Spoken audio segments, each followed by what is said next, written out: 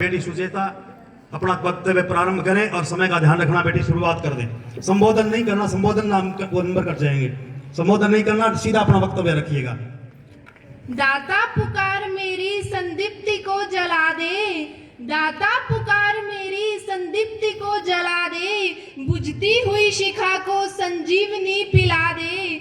प्यारे स्वदेश हित अंगार मांगती हूँ, प्यारे स्वदेश हित अंगार मांगती हूँ, चढ़ती जवानियों का श्रृंगार मांगती हूँ, चढ़ती जवानियों का श्रृंगार मांगती हूँ। आज मैं उस देश की बात कर रही हूँ जिस देश का इतिहास बड़ा ही गौरवमय व उज्जवल था। मैं आज उस भारत वर्ष को लेकर यहाँ उपस्थित हुई हूँ जिसे कभी विश्व गुरु कहा जाता था। मैं आज उस हिंदुस्तान को लेकर यहाँ उपस्थित हुई हूँ जिस देश की बेटियां शंकराचार्य जैसे महान विद्वानों को शास्त्रार्थ में परास्त कर देती थी, युद्ध भूमि में वीरता की कहानी लिखा करती थी, जिस देश में महर्षि मनु ने यत्र नार्यस्तु पूज्यन्ते रमन्ते तत्र देवता का नारा देकर विश्ववंदनीय नारी को सम्मान के उच्च स्थान पर आसीन कर दिया।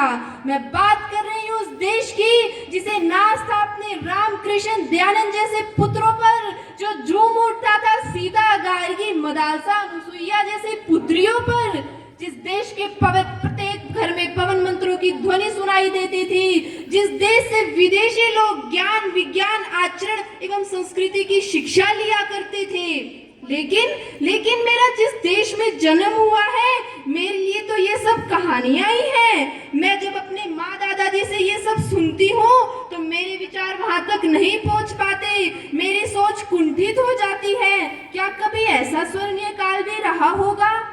अरे क्या कभी ऐसा स्वर्णीय काल भी रहा होगा? हमने मंगल ग्रह पर जीवन खोज लिया, चंद्रमा पर पृथ्वी खोज ली, अंतरिक्ष तक पहुंच बना ली, लेकिन हम नैतिकता की दृष्टि से इतना नीचे गिर गए कि वहां से उठना और उठाना बहुत मुश्किल हो चुका है। एक सेब क्या गिरा, न्यूटन ने ग्रेविटी की खोज कर दी और यहाँ इंसान हर रोज अपनी इंसानियत से गिरता जा रहा है, कोई इंसानियत की खोज नहीं कर पा रहा। हमारा स्वार्थ हम पर इतना हावी हो गया है कि हमें हमारे स्वार्थ के आगे दूसरों की पीड़ा एवं वेदना नहीं दिखाई देती। लॉर्ड मैकाले ने कभी कहा था कि मैं ऐसा काम कर जाऊंगा, यदि अंग्रेज भारत छोड़कर चले भी गए तो क्या कभी भारत इन काले अंग्रेजों से मुक्त हो सकेगा? और आज जब मैं पीड़ित भ्रष्ट एवं भारतीय संस्कृति को देखती हूँ तो मानना पड़ता है मैकाले, तुमने ठीक ही कहा था। तुम अपने घृणित उद्देश्य में 100% सफल हुए। अब किस विशेषता से कहें कि ये महर्षि दयानंद का देश है, कि मर्यादा पुरुषोत्तम श्री राम का देश है, कि ये महाराज श्री कृष्ण का देश है, जिस देश में यह घोषणा कर दी गई थी यहाँ कोई चोर नहीं, कोई लुटेरा नहीं, कोई चरित्रहीन नहीं होगा। पतझड़ से डरने वालों को मैं कैसे माली कह दूं, पतझड़ से डरने वालों को मैं कैसे माली कह दूं, दिल जलते हो दीप नहीं मैं कैसे दिवाली कह दूं, रोजगार को हाथ तरसते भूख नाचती सड़कों पर, अरे बर्बादी के इस आलम को मैं कैसे खुशहाली कह दूं, बर्बादी के इस आलम को मैं कैसे खुशहाली कह दूं। इस देश को बर्बाद करने वाले कोई बाहर से नहीं अपितु हमारे घर में ही पैदा हो रहे हैं। आज की युवा शक्ति, ऐसी युवा शक्ति जिनके कंधों पर इस देश का भविष्य टिका हुआ हो, लेकिन बड़े दुर्भाग्य के साथ कहना पड़ रहा है कि आज की युवा शक्ति अंदर से खोखली एवं जर्जर होती दिख रही है। वैदिक कालीन युवा लक्ष्मण से जब श्री राम ने पूछा, लक्ष्मण क्या तुम अपनी भाभी सीता के इन आभूषणों को पहचानते हो, तो लक्ष्मण ने बड़ी विनम्रता से अपने भाई श्री राम को उत्तर देते हुए कहा, मैंने तो चरण निहारे हैं देखे माता के कान नहीं, मैंने तो चरण निहारे हैं देखे माता के कान नहीं, मैं तो बिछुओं का सेवक हूँ कुंडल की कुछ पहचान नहीं। और आज का युवा गणित से गणित कुकृत्य करते समय जरा भी नहीं हिचकिचाता।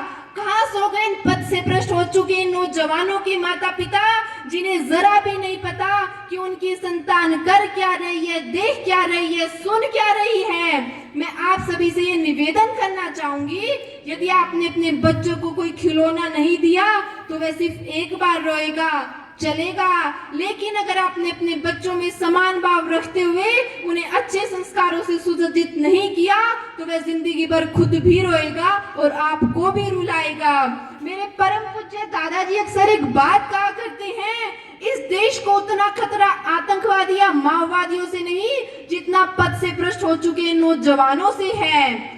आप अपने बच्चों में समान भाव रखते हुए उन्हें अच्छे संस्कारों से सुसज्जित करें, लेकिन अक्सर ये देखा जाता है बेटियों को संस्कारवान बनाने में हमने कोई कसर नहीं छोड़ी, कोई कमी नहीं छोड़ते, लेकिन क्या कभी बेटों को चरित्र का महत्व बताया है? अरे बेटियों पर तो हमने बंदिशों के पहरे लगा दिए, लेकिन क्या कभी बेटों की काली करतूतों पर ध्यान दिया है? और परिणाम यह हुआ, जब बेटी भीरू या कायर बन गई, वही बेटा समाज का क्रूरतम दरिंदा बन गया।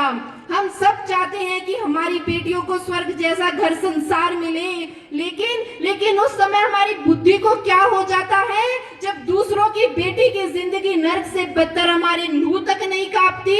हमारा फर्ज नहीं था, कर्तव्य नहीं था कि उस बेटी को गृह लक्ष्मी का दर्जा देकर उच्च सम्मान दिया जाए। शतपथ ब्राह्मण में एक पंक्ति आती है, मातृमान पितृमान आचार्यवान पुरुषो वेदा, अर्थात जिस बच्चे को माता पिता एवं गुरु ये तीनों ही श्रेष्ठ मिल जाए, उस बच्चे के बिगड़ने का तो प्रश्न ही उठता। अतः ये नारी सशक्तिकरण बालिका दिवस मनाने की बजाय, झूठी कस्में खाने की बजाय अपने आप को बदलिए, अपने कर्तव्य को पहचानिए और अपने बच्चों में संस्कार और चरित्रवान बनने की शिक्षा दीजिए। अंत में मैं सिर्फ इतना ही कहना चाहूंगी, मुझको अब इतना भी आसान ना समझा जाए, मुझको अब इतना भी आसान ना समझा जाए, सिर्फ दिल को बहलाने का सामान ना समझा जाए। मैं भी जिंदगी जीने का हक मांगती हूँ, इसको गद्दारी का ऐलान ना समझा जाए, इसको गद्दारी का ऐलान ना समझा जाए। धन्यवाद। बहुत बहुत धन्यवाद, बहुत अच्छा वक्तव्य दिया है बेटी। इसीलिए कहा है कि भरा नहीं तो भावों से बहती, जिसमें रसधार नहीं, हृदय नहीं वो पत्थर है, जिसको अपने देश से प्यार नहीं। देश किसी भूमि के टुकड़े का नाम नहीं होता, देश उसको कहते हैं जो उस देश की संस्कृति और उसकी जो कल्चर है उसको जिंदा रखते हो तो देश जीवित है। तो ऐसे वक्तव्य देने